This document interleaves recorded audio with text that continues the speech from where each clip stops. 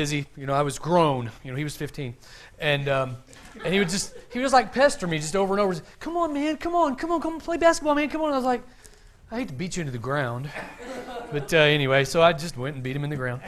Because he kept begging. And then he begged for more. Those kids are. Just beg for more, beg for more. Acts chapter 13. I'm going to have my wife, Letitia, stand. She loves it when I do that. This is my wife, Letitia. I got married to her February 12th, 1988. I know, it's shocking, isn't it? When I tell people that worked that, when I was working at Navy Federal, they would say, "You're a liar." And I said, "No, really, I've been married 30 years in February, right?" It's a blessing, eh? I don't know, anyways, if I live that long. But anyway, if I live to February. But it's a joke. I mean, I may not, but anyway, Acts chapter 13. We're going to talk about the first missionary journey. I probably talked about this the last time I was here. I'm stuck on it like glue. For many reasons. The first few verses we're going to read, you have the calling of the missionary. 1991, I was in a missions conference in a little church that is no longer in existence in Little Rock, Faith Baptist Church in Little Rock, and I was sitting about where Miss Jen was sitting, maybe a little further back. Yeah, further back. And I had a baby. We had a little baby, Letitia and I, about 3 or 4 months old. And the preacher was preaching, saying, if you are not called to stay in America, you need to go as a missionary. And I thought, that's ridiculous. What is he talking about? And then he said, he went on, and he said, if you're young and you're healthy and you're not in debt, you really ought to consider going to the mission field. And I thought, that is just rude. I mean, how does he know this about me? How does he know that I'm not in debt and I'm healthy and I'm young? There can't be anything to this, And then I couldn't find out I was probably the only person there not in debt. I didn't know how America really worked at that age, because it was 1991. I was probably like 22 years old, so I didn't realize, all these American people are in debt. You got really quiet when I said that. But and then he held up a paper. This was over the course of 3 or 4 days missions conference. He held up a paper. Back then, it had all these independent Baptist mission boards, and I think out of all those mission boards, like 11,000 or 13,000 missionaries. And in 91, he said, at the current rate of decline, there'll be no missionaries by the year 2011. And I thought, that's it. I've got to do something about that. I've got to fix that. I've got to go to the mission fields, because obviously if I go to the mission field, it'll fix that. That's not how I thought, but it does kind of work that way. If people go who the Lord's speaking to, you do continue to have missionaries on the mission field. And missionaries are still going. There's a pastor in Houston one time, he said, missionaries call me a lot. They want support, they want meetings. And other pastors, they complain about it. And I tell them, look, I prayed for the missionaries to go. So I don't complain about it, because I'm the one praying the Lord of the harvest to send forth laborers into the harvest. So when I get with my pastor friends, I tell them, I don't complain about that because I prayed for that. I thought that was funny. Amen. I really did. Because I'm the missionary. Acts chapter 13. First you have the call of the missionary. We'll read verse 1 through 3. It says, Now there were in the church that was at Antioch certain prophets and teachers, as Barnabas and Simeon that was called Niger, and Lucius of Cyrene, and Manaen, which had been brought up with Herod the Tetrarch, and Saul. As they ministered to the Lord and fasted, the Holy Ghost said, Separate me Barnabas and Saul for the work whereunto I have called them. And when they had fasted and prayed, they laid their hands on them and sent them away. Then verse 4, it says, So they being sent forth by the Holy Ghost, departed unto Seleucia, and from thence they sailed to Cyprus. So first it says that they were sent away by them in verse 3, by the church. Then in verse 4 it says they were sent forth by the Holy Ghost. When I was about 17 or 18 years old, my wife's grandfather was having open heart surgery. I was up at the hospital, and there was an old preacher up there, and he said, I want to talk to you. And he pulled me off. I was 17 years old, and he said, I heard you've been called to preach. And I was really nervous. I didn't know what he's going to say, what he's going to do. I was really nervous. Back then I wasn't nearly as confident about anything. I was really nervous. And he said, that's good. He said, most young men your age, they're not walking with the Lord at all to hear the Lord say anything to them. So it's very good that you've been called to preach. And it is fruitless if the man goes to the mission field and he's not sent forth by the Holy Ghost. And I've seen a lot of them. I've seen a lot of them go to the mission field. I won't go into it. I don't want to discourage you. I don't. But some of them, you're around them and you're like, wow. The Holy Ghost hadn't been doing much around here. Amen. Come on down, verse 5 and 6. We're going to get to Zambia. Zambia is coming up right here in verse 5 and 6. It says, when they were at Salamis, they preached the word of God in the synagogues of the Jews, and they had also John to their minister. Verse 6. And when they had gone through the island of Paphos, they found a certain sorcerer, a false prophet, a Jew whose name was Bar-Jesus. Skip verse 7. We'll come back to it. Verse 8 says, but Elymas the sorcerer, for so is his name by interpretation, withstood them, seeking to turn away the deputy from the faith. Now, in Zambia, this is basically what we're up against. They do have a man that is a sorcerer in their culture. I know it may be shocking to you, but when we were just there, we went to Zambia for 4 weeks in August because I hadn't visited my churches in about almost 3 years. We wanted to see how they were doing, and I was praying about where to go when we go to Zambia permanently again. And I may tell you more about that later, but there was one particular witch doctor in particular that he would have banners a little bigger than this banner, and he would advertise himself with his name and his phone number as a doctor, a traditional herbalist doctor. He's a witch doctor is what he is in their culture, but his key thing is false prophecy and divination, whereby he prophesies anything about you, like, let's say you're a young African man, you don't have work. Well, you go to that man who's on this side. We'll put him on this side, witch doctor, on the right. We'll put the witch on this side with Hillary, Nancy Pelosi. It's just a coincidence they're on the left with the witches. And the witches are males as well in the African culture as well. But anyway, the witch doctor's over here. And the witch doctor, what he does is if you're that young man, you go to him, you give him some money. He'll take like a lock of your hair, personal possession of yours, things that you would see like on Gilligan's Island when we were young, voodoo type things, and he'll do some prophecy and explain to you, now what happened is your grandmother is a witch, and she put a curse on you. That's why you can't get work. That's why you can't get into university. That's why you can't find a lady to marry. That's why you're sick, and in all the African sufferings. What they believe, they're animistic people. That means like they look at the necktie, and when they buy the necktie at the secondhand store, they don't look at it like you and say, does it go with my clothes? They look at it and say, the man who gave that at the thrift store in America, I wonder if he had a good spirit or a bad spirit. Because if he had a good spirit, all my chains are going to be broken. I'm going to have a breakthrough. A breakthrough's coming. And I'm going to get rich. And great things are going to happen. And I know that because I go to the Pentecostal church, and they also preach something similar to my whole African system. And this tie can bring me prosperity. Or they'll agonize and say, what if the man had a bad spirit? I'm going to put this tie on, and I'm going to die, and my relatives are going to die, and everybody's going to be cursed because of the spirit in this tie. And basically, animism is the belief that there's a power in the universe, and that power, of course, if you're in poverty, is against you. And you've got to figure out a way to get that power on your side. So you go to the witch doctor in their system, and he does some divination to help you figure out how to get the power in the universe on your side. Of course, it doesn't work. They do all kinds of things. They wash their face every day in a certain direction. If they wash it in another direction, they've been taught since they were little, you'll be cursed. We had one lady in our church. She's a good lady. I mean, she is. She came to me one day and said, listen, I know you preach about these things, but we're Christians now. We don't believe these things anymore. And she didn't know that 2 weeks prior to that, the pastor told me that the same lady took her son to a guy to take this white stone and grind it into powder and rub it on his face a certain direction to find out what had been cursing him and try to remove that curse from him. The same lady who told me don't preach about it had already been split on by the pastor who came to me and said, this lady says that. She came to me after church and told me don't preach about these things like charms. One thing that helps with getting the power in the universe on your side is to go to the witch doctor and purchase any little thing to put around your wrist, like it'll be some of these like little rubber things that children wear nowadays, or a string. It'll be a string, shoelace, anything. And that'll have a blessing of a witch doctor. Does this sound like anything to you? Yeah. It's holy water. I mean, they love that church. They love that church because they have a thing in Africa called, this is what we know. And when I preach, they say, what you're preaching, this is not what we know. What they know goes with Catholicism and Pentecostalism very, very well. So they'll take that charm and they'll do multiple things with it.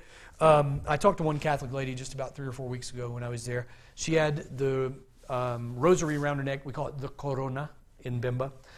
And I said, what is this? Explain it to me. Because I don't know.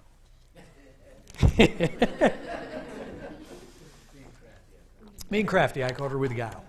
And she said, I said, now I noticed you have one, and she had a big son, about a 21-year-old son, and then another child is about 12, and a neighbor or a grandmother, someone was there. They all four had the corona. And I said, explain it to me. She said, if you wear this, you can't get sick. I thought, now, most of the Catholic priests I talked to wouldn't exactly come across that way, but that'll work. Amen. And, in layman's terms, that'll work. It brings you good luck. I said, so is it like the thing you purchase at the witch doctor's house, the charms, ubwanga? And she said, yes. I told that story in my church, verbatim like that, and the house came down with laughter, not because of anything I told you, but because of that undertow, which is this. They're sitting there thinking, why is she dumb enough to tell you that? Doesn't she know to hide that from you? Because you're a missionary? Why is she so dumb as to tell you she believes that's the same as the thing you get at the witch doctor's house? She's supposed to say, no, this is Christianity. We've come out of those beliefs because the missionaries have come and the Bible's come. And my people are laughing that nervous laugh of, she's a dumb lady. She shouldn't tell you straight the way we believe and think about these things. She's supposed to sugarcoat it and make it more palatable for you. And so she just tells me that straight. And of course, I'll preach in my church when I see those things. Sometimes they'll take the charm. Let's say you give them a gospel tract. That's good enough. That can be a charm because you got a good spirit, right? You're a Christian. We know you're all rich, you people. You're Americans. I mean, my guys, if they came over to America and they washed dishes for $5 an hour, they would count their money when they got paid in cash. And they'd think about what they could buy, and they'd count it again. Wow, $5 an hour. What a blessing. When they're living on $1 a day, $2 a day. So they'll take their gospel tract. At their market stand, they'll put a piece of their money around it, and you'll see them have it stashed somewhere with their charm and their gospel tract, because they believe that thing with that good spirit you gave them, because you have a good spirit and you're good people, they believe that's going to make their money multiply because their money's touching that. Isn't that great? So this is kind of what we're up against. The false prophet, he's great. We have a bunch of them. And most of them nowadays are not advertising as herbalists. Most of them are advertising as Pentecostal preachers. The gospel they preach is the same. The names have been changed to protect the innocent. So in other words, the witch doctor will put on his billboard, I can heal asthma, which I appreciate because I have asthma. But he spells it A-S-M-A-R, asmar. That's close enough. He'll put on there STDs, HIV, AIDS, heart problems, heart palpitations. He says it causes your spouse to come back. He'll put on there, I can bring your spouse back. Bring your wife back. I mean, that's if you want her. He'll put up there, get into university, get a job. He'll put all these things up there. And then what's beautiful, when the Pentecostal prophet and preacher came, he claimed to be able to do the exact same things. So let's go back to, this is what we know. See? But in Jesus' name, because now we're Christians. It's beautiful, isn't it? It's beautiful. Then I come along and I start preaching the Bible and they say, Mike Dobbins is an antichrist. We know that. I mean, it's really hard to build a church. It really is. Because I come out and I say, now look, I'm going to preach to a passage here, children of Israel. They take the ark into battle and they say, it will save us. What's the difference between that and putting something around your arm and thinking, now I'm going to get sick? Explain the difference to me. And then they all look at me like, or they put their heads down.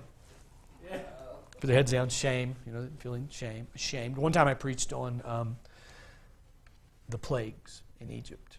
And to preface that, they believe if a frog shows up at your house, somebody's going to die. So, Letitia doesn't know any better. So, we had a guy doing some gardening for us because we don't have lawnmowers, so you just slash the grass like this. You just slash. Well, you know how long that takes. Most of your life. So I had this guy out there slashing for me one day, and Letitia said she had a frog, and she was showing. I was showing him the frog, and I said, "You what? You see, he thinks you're a witch now because it's a frog." You playing? And then we had a cat, too, and one of my littlest boys said, yeah, I was showing Valestis the cat, and I said, don't his eyes look like snake's eyes? And he goes, yes. They're scared of snakes, too, in the spirit realm, not like I'm scared of snakes. They're scared of reptiles. Like they say, we know if a tortoise, we know if a tortoise shows up at your house, you will die. I said, really? Okay, all right. So they have these beliefs, and back to this system, witch doctor and witch. The main thing the witch doctor is doing for them is prophecy. Like this false prophet here. He's giving them information because what they want to know is who is keeping them down, who's keeping them under the thumb. Like when someone dies, the main question in Africa when someone dies is who? Who put that curse on them? When we first got there, we were young, we were stupid, we were 27 and 28 or whatever, and my wife would say, oh, that person died, why'd they die? And for us, that's a heart attack question, stroke question, cholesterol, aneurysm, cancer. For them, that's a witchcraft question. That's a question of who killed them. So my wife would say, oh, why'd they die? I don't know. I don't know why they died. For them, that's a witchcraft question. You go to the witch doctor. He has magic to divine and say, oh, it was your grandparents. It's normally an old person with gray hair. Because we know they've lived so long. Because they have a magic. Because so many people die, how in Africa? They die young. So we know the older people, we know they have magic. So one thing you can never do is be disrespectful. So you'll be out witnessing, you'll say, hey, say the 10 Commandments with me. Thou shalt not insult other people. I'll say, well, that's a nice thought. Now let's do the 10 Commandments. That's what they're taught. They're taught, you insult me, I'm going to put a curse on you, I'll kill you. They're taught that from little. So you talk about respectful.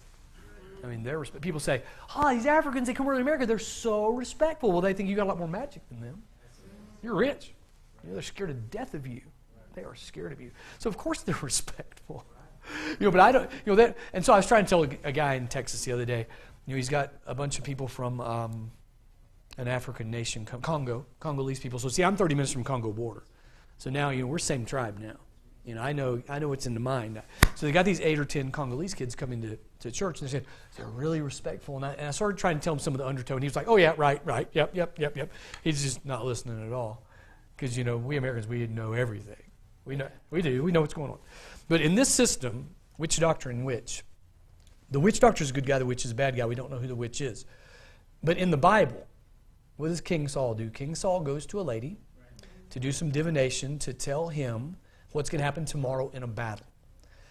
So I explained that one time in church just to 10 people on a Wednesday night because I knew the church at large on Sunday probably could not handle that. Now I think I did say it on this trip though. On this trip I finally told the church at large, about 100 people, look, in the Bible, King Saul goes to this lady. In your system, she's a witch doctor. She's good, right? She's not a witch. She's not an unknown person who goes around killing people. She's just giving prophetic information about tomorrow, about what's going to happen, about the future. She's a prophetess. In the Bible, when King Saul dies, the Lord says, you're going to die because you rejected the word of the Lord and you went to that lady. So that makes her what? You can see their eyes get really big. Like, oh, I've been going to this doctor all my life. Because their idea is this. You go to the doctor, right, because you believe in germs you can't see, things like that. They go to the witch doctor to doctor their witchcraft problems because they believe in spirits they can't see. So the AIDS, HIV people come over, and they say, we're going to lecture on AIDS, HIV, okay? So they do their lectures, and the people believe if you get cursed by a witch, you're going to die. It doesn't matter how promiscuous you are or not. If you get cursed by a witch, you die. If you don't get cursed by the witch, you don't die. So they don't believe in any of this stuff. But they go to the seminars, they get the free shirts, they get a stipend, and they love the seminars. They don't believe anything's being told to them. They do not believe it.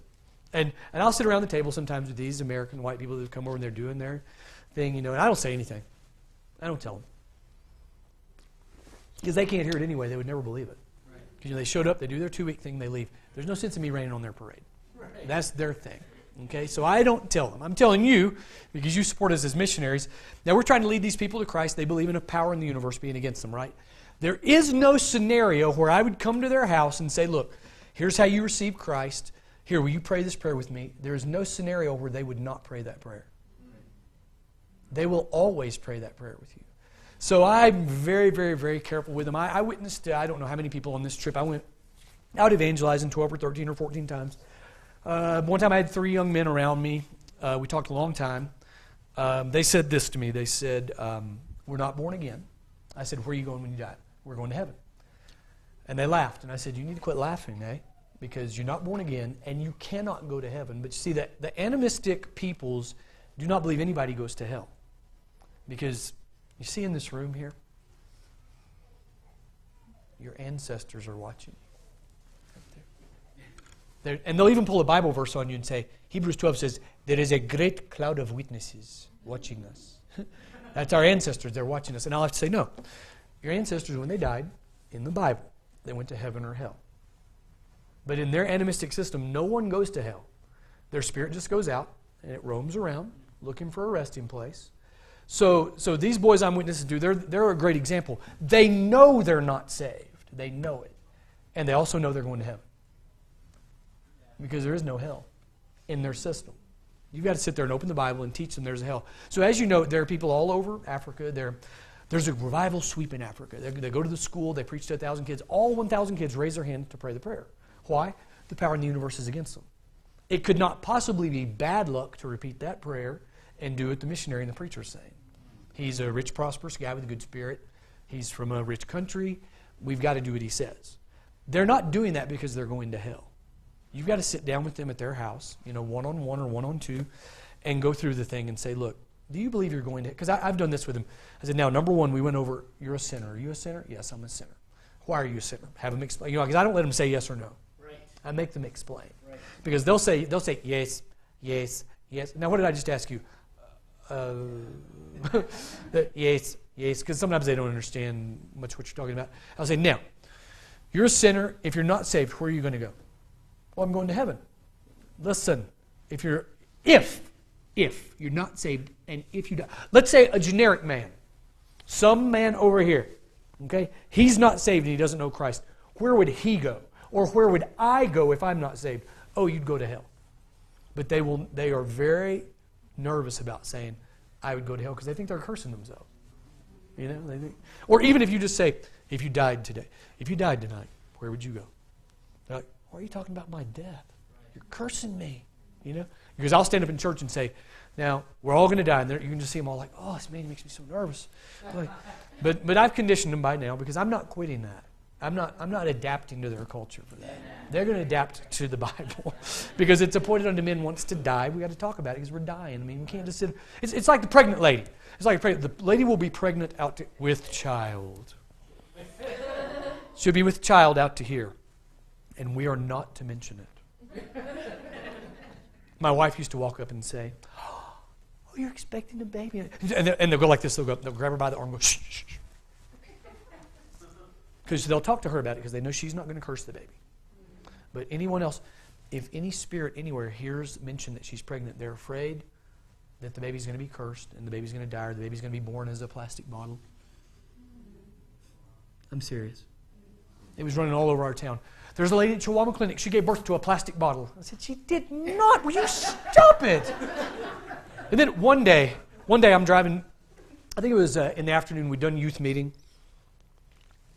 And I was driving the pastor back out to his house, and there were hundreds of people running. So I thought, oh, maybe it's a big football game in town. Maybe it's a big soccer game.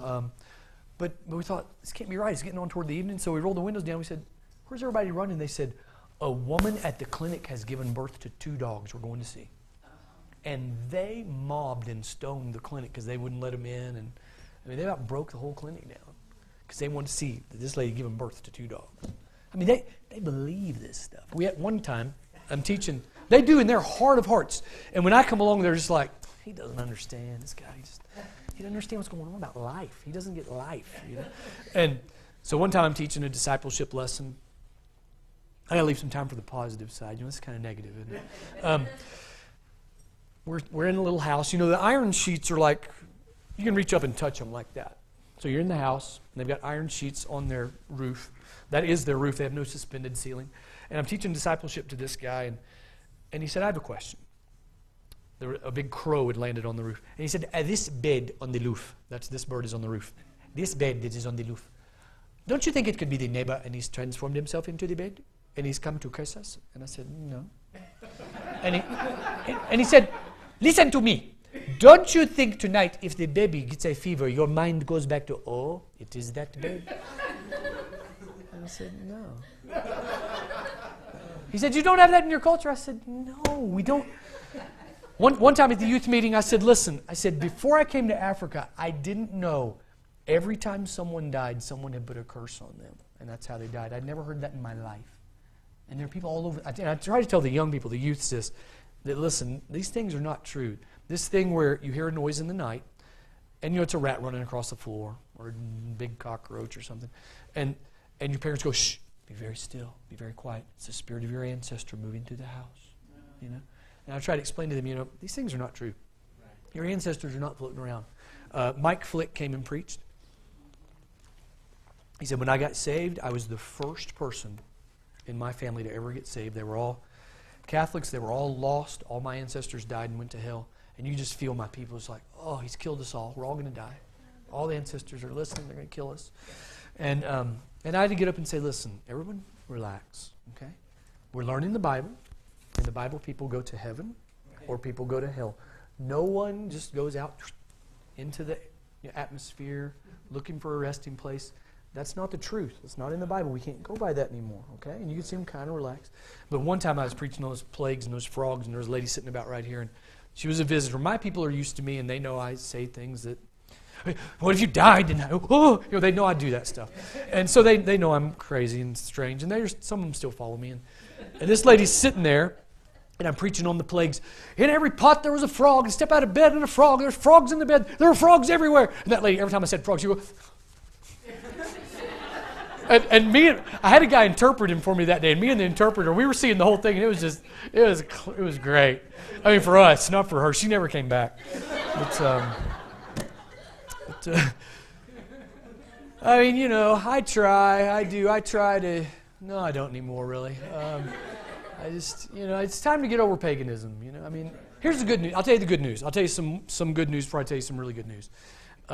If you read Livingstone, there's a book. If you're very, very interested in Africa and things, there's a book about Livingstone by a guy named Tim Giel, and he got the actual Livingstone family diaries that Livingstone wrote every day when he was traveling through Africa. It is a great book, and he's a lost guy who wrote the book. Tim Giel, I think it's Jeal. But he comes to a great conclusion at the end of the book. It's a really good book, but he said this. He said Dr. Livingstone would be talking to some older young men, like 25 years old, and there'd be a little boy running around like 5 years old. And some time would go by, and he'd say, hey, where's the little boy? And they'd say, oh, we got him here on the spit. We're cooking him. And that's what Livingstone found when he went to Africa. And we don't have those problems anymore. So if you look at what I'm explaining, you say, man, there's no hope for those people. No, these people, they've come light years. Right. They're not cannibals anymore. And if you talk to them about cannibalism, they're embarrassed and they're sorry and it's horrible and they know it. And they are Christians. The people I have, they're saved people. They are. And they're embarrassed about, like in that book, it says, we knew Livingstone was a witch because we never saw his feet. He always wore shoes. And they had never worn shoes before because, the Portuguese brought the shoes. That's why the word for shoes in Bimba is in zapatos, the Portuguese word. Because in Spanish it's zapatos, eh? So you can see Portuguese, Spanish. We use that word because that's who brought the shoes. There were no shoes. So they said, we know Livingstone's a witch because we don't see his feet. And my people, when they hear that, I'll tell those stories and they just put their head down like, our ancestors. They're just, oh, man. But the deepest magic, they say, we know the deepest magic is when he showed us he could speak a word, and then he would write that word down and say, you see, the word that I spoke, that's that word on the paper. And they said, we know he's a magician now. That's the deepest sorcery there. He's taken a word out of the air and put it on paper. And, of course, my guys who are in Bible school, they're in Bible college with me, and I'm teaching them. And they just hear that story, and they're just like, oh, our ancestors. Oh, they just weren't very smart. But anyway. Now I'll tell you some really good news. Look at verse 7. Here's the really good news. It says, we'll start verse 6 again. It says, and when they had gone through the island of Paphos, they found a certain sorcerer, a false prophet, a Jew, whose name was Bar-Jesus. Verse 7, which was with the deputy of the country, Sergius Paulus, a prudent man, who called for Barnabas and Saul and desired to hear the word of God. Now, I've met that man in Africa. That man is there. I've met him many, many places. We have a guy who's a pastor now named Ofi Piri. In 2007, he stood up to give a testimony at our anniversary service. Or no, It was 2010. I remember it was our 10-year anniversary service. He stands up and he said, okay, I'll give my testimony. By now he's the pastor. And he said, I got saved in 1998. Brother Mike came here witnessing with Samuel Mashkolo. I met him down by the Civic Center. They gave me a tract. We talked that day. I got saved. And I raised my hands. I said, wait, you've never told me this. I never knew on that trip anybody got saved. I didn't know we met you that day. And he said, yeah, I met them that day. I got saved. A couple of years went by. We'd started a church by that time. And he said, some guys from church invited me, a couple of Zambian guys. He said, I walked in and saw you two and said, oh, yep, those are the guys who led me to the Lord. And he said, I was such a drunk I would like pass out. And he said, one day I passed out right by the river where I would have fallen in the river and drowned. I didn't even know. He said, I didn't even know how I got there. Just passed out. I could just easily fell in the river and died. When we were back just a few weeks ago, we have a guy who just graduated Bible Institute 3 years named Patrick Mbasela. He's 69 now, which I didn't realize. And he stood up and said this. He said, when I was a boy, the first church I went to was Methodist. He said, from there I went to the Catholic Church. After some brief formalities, they baptized me in the Catholic Church.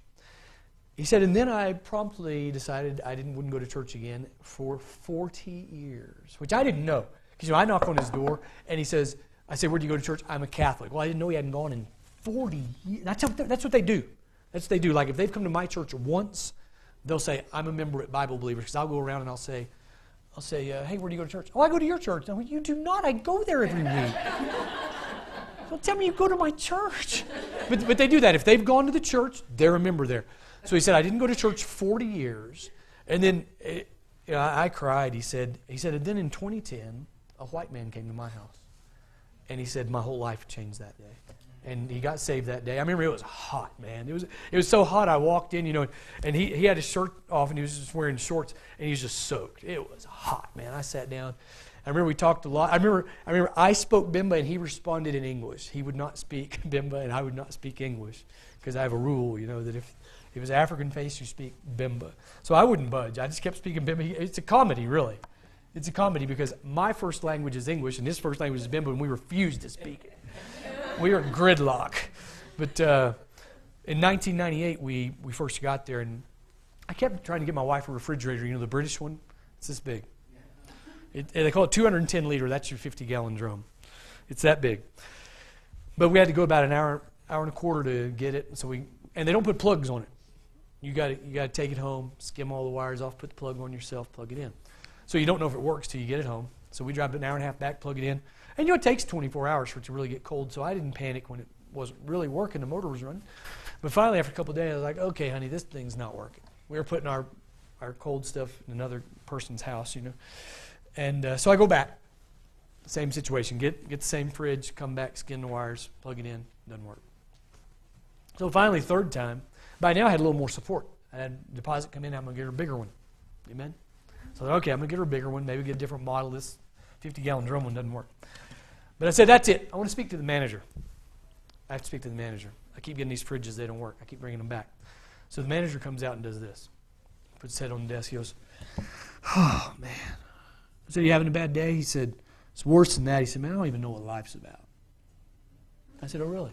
And that's when I knew. Oh, that's why I can't get a fridge that works. I was very comforted, I had my Bible with me, and I said, my job is to tell people what life is about. He said, really? I said, really. And I pulled my Bible out and he said, no, wait. You got to forget that everybody's watching, and I'm his good luck charm now. Nobody else can have me. And he says, wait, follow me. So I followed him. I got in his car, and I'd only been in Africa about a week or two. And I thought, yeah, he's going to drive me off somewhere and kill me. I was scared. I was 27. I'd never been on an airplane until I went to Africa. I'd never been on an airplane. And so he drives me to his house where we can spend a whole hour talking, And he got saved. I led him to the Lord. Then in I don't know what year it was, maybe 2011. Yeah, I think 2011. We were coming back here. We were selling all our stuff, so I was trying to comfort my wife. Say, look, when we come back to Africa, I'll buy you furniture again. Don't worry. And we were in the capital. I said, look, here's a furniture store. Let's go look and see what they have. I walk in the furniture store, and they had recliners. So I kicked back in the recliner. I was like, wow, I've never seen this in Africa. And I hear my name, Mike Dobbins. And I was like, whoa, what was that? I thought, what was that? It's just a recliner. Yeah. And it was that guy. all these years later, like 15 years later, or how many years? Yeah, 13 years later, he was managing that furniture store. And he remembered me, and we'd kept in touch a little bit. He said, look, man, when you come back, I'll do free transport anywhere you want in the country. We were a long way from home, 7 hours away from home. I'll give you a big discount. And he did. He saved me tons of money. And I remember thinking, wow, life is good, eh? Led this guy to the Lord 13 years ago. He manages his furniture store. Recliners. The Lord's good, man. The Lord gives you richly all things to enjoy. And I enjoy a recliner when I get home. Right? I'll tell you another one here. Let me see what time it is. No, we got 3 minutes. We were walking along one day. I used to have a young boy going with me, soul winning, before I knew Bimba, that would interpret for me. He was really, they're pygmies. I'm a giant. A lot of them, they come up to about here on me. And he was about 12 years old, so he was about this big. But he could interpret anything. He was a genius. That boy was a genius. And I said, hey, Lawrence, we've been soul winning like 2 hours. It was hot. I was tired. And I said, hold on. There's a little old man under a tree over there. Let's go hit him before we go home. And that guy's name was Benson Mupaka. We talked to him. He gets saved that day. And he said, I'll see you at church. And, I've only invited 10,000 people to church when they all promised to come and 10 come. So I'm more than a little skeptical. And he said, I'll see you tomorrow. And I thought, yeah, right. But I said, okay, see you tomorrow. And sure enough, he came. He was wearing a Zambia flag necktie, real thin and short, tied real short, real thin man. And he came to church, and he said, I want to join as a member. We have a membership. We have criteria because you don't have handouts. We don't give handouts to anyone but our members because everybody's poor. They're all poor. So we have this criteria. They have to join as a member. Then we help our own members. And if you're not our member, where do you go to church? Do they not help you? Right? They ask me for Bibles all the time. Now at your church, they don't have Bibles. And they always laugh, because they know that, we Americans, we're very soft. We're very kind, caring, giving. They know we're very soft, easy, So he does the membership class, and he says, I can't join as a member. And I thought maybe it was the no tongues, because he got this big no speaking in tongues, If anybody's going to speak in tongues, Bimba, English, French, those are fine. That's it. So I said, what's the problem, Mr. Mupaka? And he said, the problem is I work every other Sunday as security guard. So it says here I should come faithfully to the services. And I said, look, that's fine. You come here. And he did. He always came every other week. I led him to the Lord. I baptized him in the city pool. It was a really murky. We got him baptized. He survived it. Then we came back from America, and people told me Mr. Mupaka's dying. He was probably 80-something by then. And they had him at his house. I went to visit him at his house. They have him laying. It's like a burlap bag. It's a mealie meal bag. They had him laying. This is what they do. He's tired of being in the house, so they've got him laying on the ground on a burlap bag. He's dying of TB. And I come to visit him. We have a chat. He's got a great Fanta. He wants to give me a drink of it. He's got TB, and I was like, no, I'm okay. I'm all right. Thanks very much. I just had some water. And he sure enough passed away. So I got to lead him to the Lord, baptize him, preach his funeral, and he was just a great man. Great. He was always with me. Amen. You appreciate that in the ministry. I'll tell you a real funny one. This is in closing because it's 10:45. I was going door knocking. They're doing new subdivisions and they don't have any planning, so the houses are just willy-nilly, So I knock on this one house. I preach to the people a little bit. I go witness him for about 30 more minutes. I come back and I didn't know I was confused, but now I knocked on the other side of the house, the back, and I look in and I go, oh, sorry, same people. sorry. Well, in that house, we led a lady to the Lord named Enala. And then we led, what's that big lady's name? Mrs. Mvula to the Lord. And then everybody started coming to church. Like 6 people in that family got saved. Then an in-law, then a husband. We led like 8 people to the Lord from that family. They just kept coming, kept getting saved. And it was great. But yeah, all that spawned from my silliness of, I don't know where I am. But it is confusing. But anyway, that's the ups and downs of it. Now maybe you know how to pray for us a little better. Basically, everyone wants to say yes to us. It's kind of like being in the Deep South. Everybody's really polite. Everybody says yes. They don't mean it. Tell me if there's anything I can ever do for you. Well, if you do tell him something you can do for you, he's like, what's wrong with that guy? It's kind of like that. But anyway, now you know how to pray for us. I'm done. You like the realities of the mission field? It's good. Got a couple things out of that. Number 1, don't treat tithing God or church like a good luck charm. It's an easy thing to do in our culture, in American culture, because of the prosperity gospel and other things. I heard someone say the other day, man, I just started tithing and all this stuff's happening. It's like, yeah. Right? Like the greatest Christian that we know about in the Bible was persecuted and stoned and shipwrecked and in jail. And I'm going to guess he tithed or gave or something, you know? All right? Number 2, don't get into astrology. I see Christians all the time on social media. I'm a Pisces. You're a Christian. You don't need to be messing with that garbage. Number 3, this is my time to preach, all right? Number 3, nobody goes to hell. The man that taught, that's America today. No one goes to hell in America. The man that taught me the Bible, and Brother Dobbins as well, said, back to the Bible or back to the jungle. You know what America's become? It's become what the animistic Africa, we look and we go, oh, that's so funny. We're there. We're there. And I say that to say this, guys, what an amazing mission field he's in, and what a blessing to have a part in it. But I'll tell you this, you're in a mission field. And be busy with it, because God knows there are countless souls that have no clue, and they think when they die they're going to heaven, and they need the gospel. Amen. Let's stand. We'll have a word of prayer, and maybe stretch, walk around a little bit, go to the bathroom, get some coffee, have some fellowship, all that good stuff, and we'll meet back here.